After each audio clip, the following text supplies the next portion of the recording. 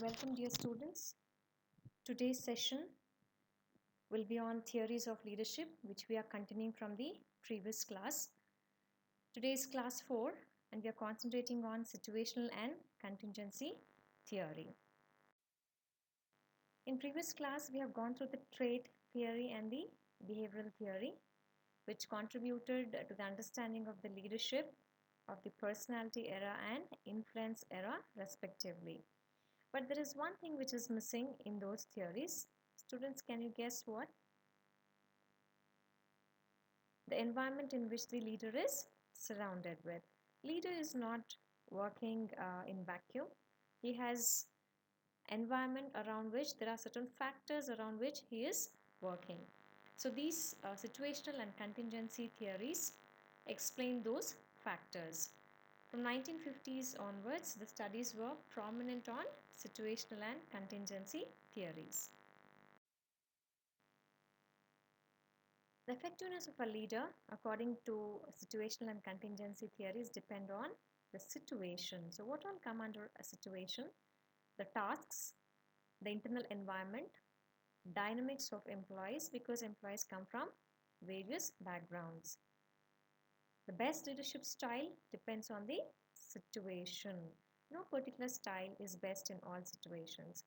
Students, if you take the current scenario, COVID-19 outbreak definitely poses a challenge to the leadership team of government organizations and private organizations of all sizes, be it large and small. So how are these groups handling the situation? Therefore, the best leadership style as per these theories depend on situation. If you come across questions like this, you need to make quick decisions, there is some pressure, so which style is best?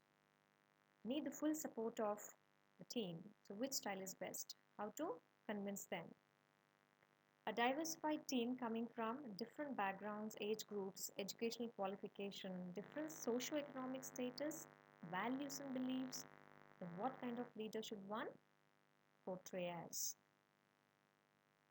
Manufacturing sector, where it is always on toes as per the demand in the market, then how is the leader going to prioritize and balance on tasks and employees? In service sector, the customer is the king. The customer is always placed at the center of the business, isn't it? So how is the leader going to keep up the team spirit and engage them in useful tasks? And anger in the age than the other group members. This is the situation a leader is facing and has a question like, will the group be responsive to my plans? So these are the questions the theories will answer. We're going to look at Fiedler's contingency theory. His work is available under Leader Attitudes and Group Effectiveness, published in 1958. Then we have the second step in the model, defining the situation favorableness. Now we identify what is the natural leadership style by going through the questionnaire and generating a cumulative score. The next element is defining the situation. There are three factors to be assessed here. Once the three factors are assessed, the third step comes in, that is matching leaders' natural leadership style with the situation. Let's see one by one. Now let's go to the situational favorableness.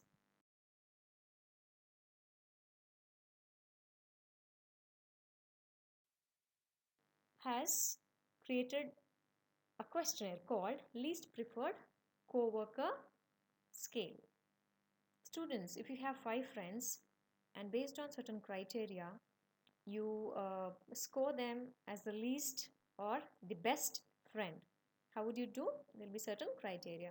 So these are the characteristics, traits and attitudes which you find on the either side of the continuum. If you find a particular friend is very pleasant, you give a score of 8. If someone is unpleasant or unfriendly, you give them a score of 1. Similarly, this questionnaire also works. Here, the leader himself is going to prefer the co-worker and going to score them on a continuum of 1 to 8. Cumulative score is generated, and the score is based on leader's perception of his co-workers. If the leader thinks he hates a particular person, obviously the score will be low. So these are the examples how a leader is going to score his co-workers based on his own perception. He is not going to discuss with the co-workers. If you look at the relationship oriented style, has power and know how to keep things under control. They're good at organizing teams and getting things. Relationship oriented style leaders tend to be good at building good relationships and managing conflicts to get things done. Haphazard or favorable. The third one is leader position power. Leader position power. Here, what is the position of the leader in the group? Whether it is strong, something like whether the team members trust their leader. Do they rely on him? Is the leader reliable? Are the team members responsive to the leader's plans? The work is getting done, or it is haphazard, or things are in progress. This will define whether task is weak. Degree of influence a leader has over power variables like hiring, training, rewarding, or punishing, or retaining, or promoting. All these come under power variable. Fiedler's contingency model. The first one under situational favorableness is leader-member relation. So what's the status? Good or poor? The task structure, whether it's highly organized or it is haphazard. If it's haphazard, it will be a low. Position power of the leader, whether it is strong or weak. So these are the three factors on one side. Then we have the natural leadership style. It is the least preferred co-worker score on the other. The three factors will be matched with the LPC score and 8 situations crop. Leaders who predominantly are task oriented, they are more effective in situations 1, 2, 3 and 8 because the score is 57 and below. Take the example of situation 2. Here it means the position power is weak, task structure is high, and the leader-member relationship is good. And the score is below 57. Leaders who are relationship oriented are effective in situations 4, 5, 6 and 7, score of 64 and above. Take the example of situation 5.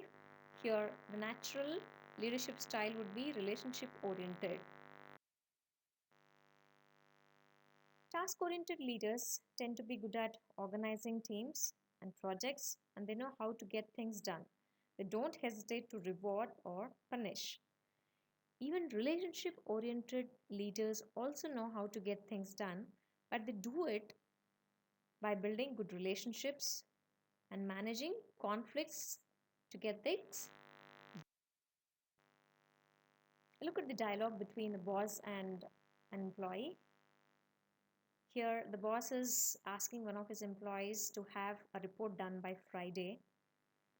And the employee acknowledges, saying, "Sure thing. How's your day going on, sir?" For that, what's the response of the leader?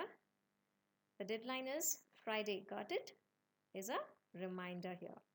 The task oriented people work in this direction.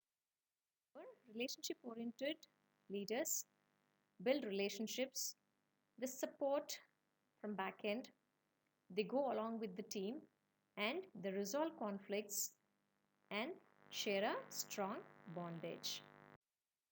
Part.